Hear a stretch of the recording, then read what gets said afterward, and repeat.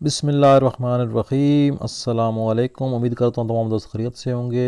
हमारी आज की रेसिपी जो है वो बहुत ही मुख्तसर सी है और बहुत ही आसान सी है। ये एक चीज़ आपको दिखा रहा हूँ, ये हमारे खेतों में चीज़ लगी हुई है, तो इसको हम कहते हैं चिबड़।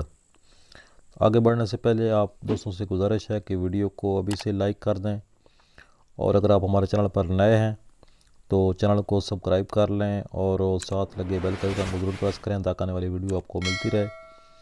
तो ये चिबड़ जो हैं, इसको हम पंजाबी में चिबड़ कहते हैं, उर्दू में भी मेरा ख्याल है चिबड़ ही कहते हैं इसको, क्योंकि मैंने जिस इलाके में भी सुना है इसका और कोई नाम मैंने नहीं सुना अभी तक। तो ये खेतों में खुदरो एक चीज़ है। ये देखिए छोटी छोटी बेलें हैं खरबूजा नुमा, और उसके साथ बहुत प्यारे लगे हुए हैं।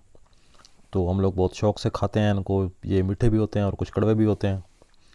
तो मैं इनको तोड़ता हूँ और तोड़ कर इनसे आज एक बहुत अच्छी चीज़ बनाएंगे। तो वो आगे चल कर आपको दिखाता हूँ कि क्या बना रहे हैं इससे। तो ये जी बाजरे का खेत है और खेतों के दरमियान थोड़ी सी ये फारग जगह पड़ी हुई है। तो यहाँ पर छोटी छोटी बेलें लगी हुई हैं। तो इन बेलों के साथ जो है ये काफ़ी तादाद में चिबड़ लगे हुए हैं। तो इनको मैं तोड़ता हूँ और तोड़ के इनको घर लेकर जाते हैं और फिर इनसे बनाते हैं कचरी पाउडर। तो हमारे साथ रहिएगा। ये जी हम घर आ चुके हैं और मैं तकरीबन ये आधा किलो के करीब हैं चिबड़ ये तोड़ के ले आया हूँ। तो इनको धो के अच्छी तरह जो है खुशक कर लेते हैं। तो खुशक करने के बाद जी इनको काट लेते हैं। तो ये मैं कच्चे कच्चे ढूंढ के लाया था, तो इस वजह से इनको छिलका उतारने की ज़रूरत नहीं है। अगर आप पीले पीले ढूंढ के लाएंगे तो फिर जो है आपको छिलका उतारना पड़ेगा। तो बेहतर यही है कि आप कच्चे कच्चे ढूंढ के तो उनको इस तरीके से काट लें। आप चाहें तो और भी बारीक काट सकते हैं। इनको हमने अच्छी तरह खुशक करना है धूप में रख के। तो जितने बारीक होंगे उतने अच्छी तरह खुशक हो जाएंगे। तो इसको हम खुशक करेंगे। और ये मौसम है अभी इनका, अक्टूबर नवंबर तक ये मिल जाते हैं आराम से खेतों से। तो अगर आप किसी शहर में रहते हैं तो फिर आप जो है मंडी से मंगवा सकते हैं। तो इसको अच्छी तरह काटने के बाद इसको मैं एक बड़ी परात में डाल लेता हूँ। ये स्टील की परात है। तो इसमें डाल के अच्छी तरह फैला देंगे। फैला के ऊपर से कपड़े से कवर कर देंगे ताकि उस पर मक्खियाँ वगैरह ना बैठें और गर्द गुबार और मिट्टी से महफूज रहे। तो इसको हम धूप में खुशक करते हैं।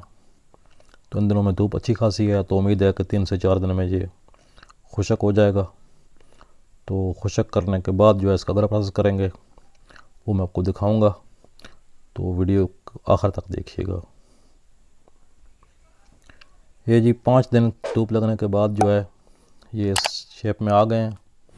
ये बहुत ही कड़कदार हो गए हैं और इनकी आवाज़ जो आप सुन सकते हैं। तो इसको भी हम डाल लेते हैं मसाला पीसने वाली डब्बी में। तो यहाँ पर जो है मेरी शहज़ादी मेरे साथ हेल्प करा रही है।